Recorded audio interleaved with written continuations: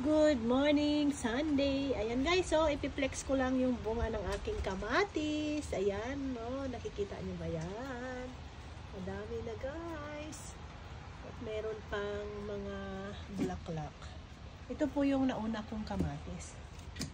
Ayan, so siguro mga 1 week yan, malaki na ulit yan. Update po tayo.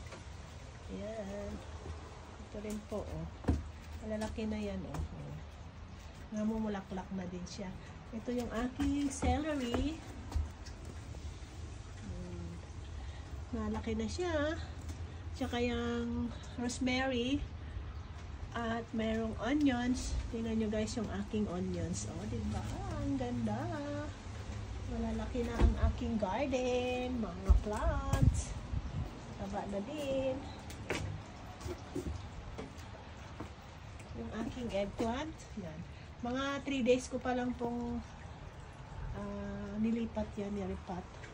Maulan po dito ngayon eh. Oh, tingnan nyo. At ito yung aking mga cucumber. Yan. Nagbo-bloom na yung aking mga plants. Ayan guys.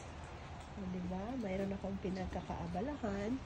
Ngayon ito, wala akong magawa. Dito ako sa labas. Medyo maulan at mahangin pa. Grabe, oh. Ang dilim ng langit dito ngayon. Okay, guys. Thank you guys for watching. Have a nice day, everyone. God bless. Happy Sunday and happy Father's Day to all dad out there. Bye!